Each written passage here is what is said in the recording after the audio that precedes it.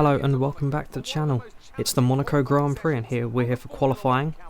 Probably the most important session of the Monaco Grand Prix. It's good conditions as well. I think last season it was pouring down with rain, as you saw from the little clip at the start of the video. Monaco is not one of my strongest circuits. Struggled quite a bit here. But let's hope for a decent qualifying. If we can qualify inside the top 10, that'll be a good result. We do have an engine upgrade, which has come through for this race. We kind of wanted it maybe for France, Austria, because you don't really have much of an engine advantage at this circuit. We are expecting some rain in the race. How much we don't really know, but there will be some rain expected. So if we can get a good qualifying position, we can hold up and just hold on to what we got maybe. Okay, so coming out the pits, we're also running automatic ERS for the first time this weekend. There's a little bit more real life aspect to it. Also saves the fact that I don't have to keep switching the modes every so often in order to save a bit of fuel. Sorry, a bit of electric. Okay, so that's the first attempt. Not the best lap. You see we're tumbling down the order there. Hopefully this second attempt will be enough to gradually move us up. We've gone purple in the first sector, green in the second sector. That puts us a third position. Outqualified by Lando Norris, which is odd. So we thought we'd go again, this time closer towards the end of the session. Only 46 seconds. And this time we'll stay on board for the whole lap. So 3 turn 1 stand divert. Going up the hill. Next up you should see Casino.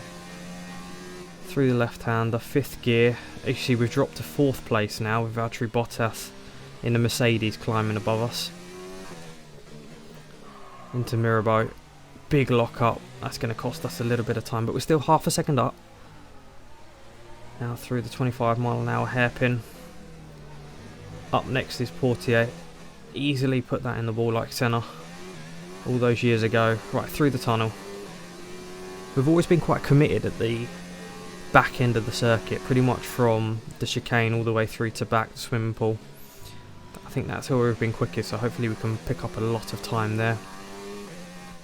Coming through to back now, 5th gear. A little bit of a wobble, had to be really gentle with the accelerator, but we're flat out through here. 4th gear, grazed the wall ever so slightly, lost a little bit of time. That could have cost us pole position, but we're still 7/10 up. That should rise as we come through the final corner. Hopefully that will be a good enough time to put us near the front. And so here we go for the Monaco Grand Prix. It is raining quite heavily. I think it's definitely going to be an intermediate start. Like you can remember from last season, obviously it was raining, like I said earlier, in the qualifying, and we really did struggle qualifying 18th. So hopefully this race we can do a little bit better. So with the race pace, it's very difficult to overtake here, so hopefully we can grab a couple of positions off the start.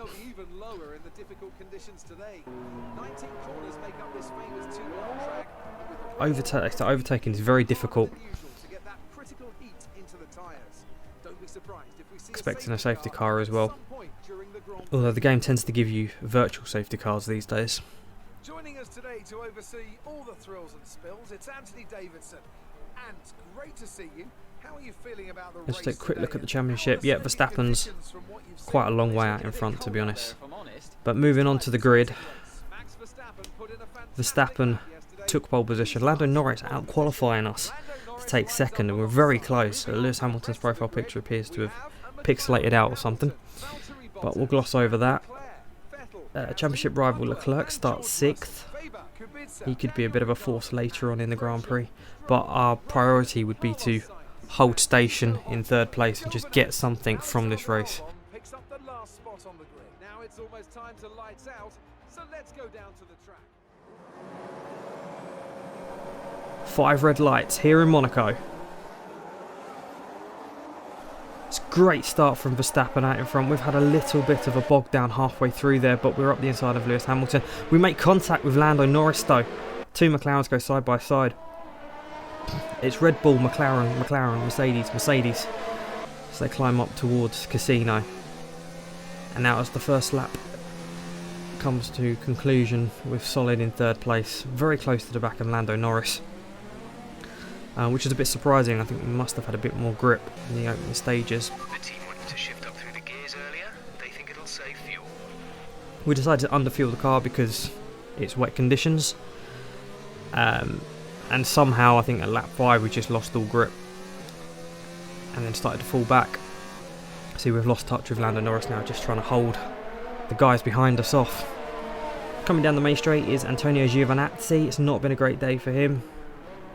Something's gone on the car, and that's retirement for the Alfa Romeo. VSC ending, we're going green. Maintain positive delta until the green flags. So back to green flag racing with a lock-up going into the chicane, but it shouldn't affect us too dramatically. We've got a little bit of a gap, bit of a contact with the barrier. Really struggling for grip. Check your MFD for a new strategy option.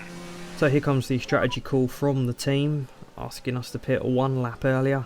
Don't think that's going to be a good idea, to be honest, because we'll end up in traffic in the pit lane, or we'll come out following a lot of cars. So we're playing this one on the fly, as we can't trust our mechanics or the team pit wall at this moment in time.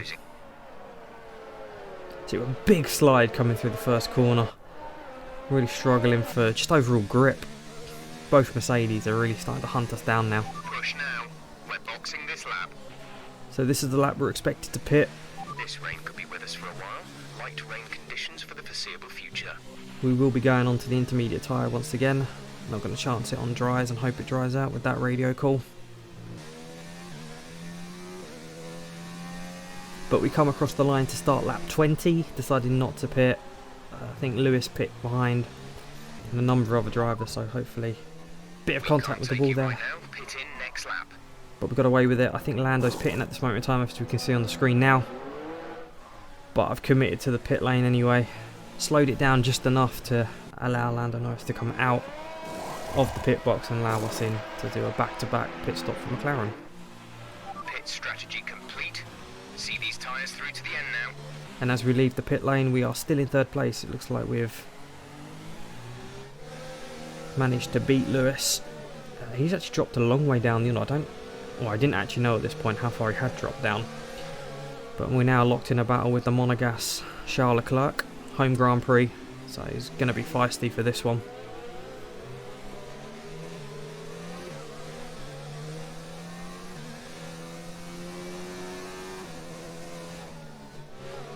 We have a gap at the moment, although that gap has begun to fall away. And as we look in our mirror, Charles Leclerc dives to the inside. We give space. Look in the back of the mirrors and it looks like he's spun or something's happened there. We did leave space, and this is on the replay, the battle for third place. Charles hooks his left rear tyre on the inside of the barrier, which pivots him round a little bit. Very lucky not to get overtaken. But completing lap 23 now, a very unexpected thing was to occur. We managed to put in a very quick lap time. So quick it actually took the fastest lap of the race. Keep this up. So the pace is there. However, we may have burnt our tyres out doing so. Max Verstappen, race leader, absolutely dominating at the front. Probably saving the engine components for the next Grand Prix at this point. On board with Charles Leclerc, P4, he's getting very close to the back of us now. I don't think we have the tyres to actually defend this, but being Monaco, plonk the car in the middle of the track and hope for the best.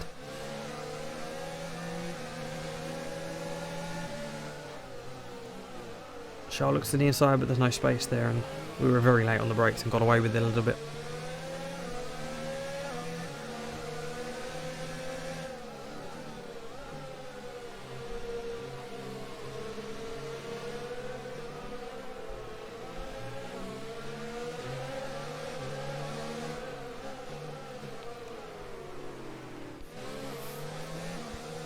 Although we have new engine upgrades on the car, we are running the older spec, the first engine that we took in Australia for this Grand Prix, because you don't have much in the way of engine performance here, so we thought we could get away with that. A bit of contact halfway through the tunnel, but get it slowed down first gear. There's been a change for position behind us though. Leclerc's been overtaken by Valtteri Bottas. Be interesting to see what happened there as we check out the replay. We were very slow out of Porto, which slowed down Charles Leclerc, and Bottas very ballsy around the outside in the tunnel, could have easily gone horribly wrong. Gets it slowed down, but obviously Charles has the inside. Very respectful driving between the two, and obviously Valtteri has the better exit coming out of the chicane. As you can see, the blue flags starting to go, and that's for Max Verstappen, who's actually caught us all. He takes the finishing line to win the Monaco Grand Prix. We were a full lap behind, but we do hold on to finish in 3rd place. Probably the best result I could have hoped for this weekend. Victory for the team from Milton Keynes then, after a quality performance. Anthony Davidson, how do you think they were able to set themselves apart today? But again, another dominating performance from Red Bull. It's the car everyone wants to be in. I would be very surprised if Max Verstappen didn't win the championship this year. It's going to take a very big push from us to actually achieve that. The front position today, and it's great to see it paid off for them. Yeah, it's good to see both McLarens on the podium as well, 2 Brits. That's always a positive result. And it means we're going to close the gap in the championship, constructors-wise, to Mercedes.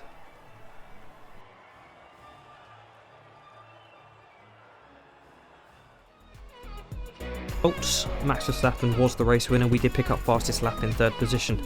It's a good haul of points for McLaren. Devon Butler, P7, Charles Leclerc, P5 there. Probably the surprise was Carlos Sainz down in 15th place. Not a great weekend for Ferrari. Looking at the championship, Verstappen then pulls away at the top. Devon Butler 2nd. We managed to rise up to 7th place, level on points with Lucas Weber. Our championship rival Charles Leclerc stays 3rd place. Again, surprise probably Sebastian Vettel with only 11 points in 13th. Not a good year for him.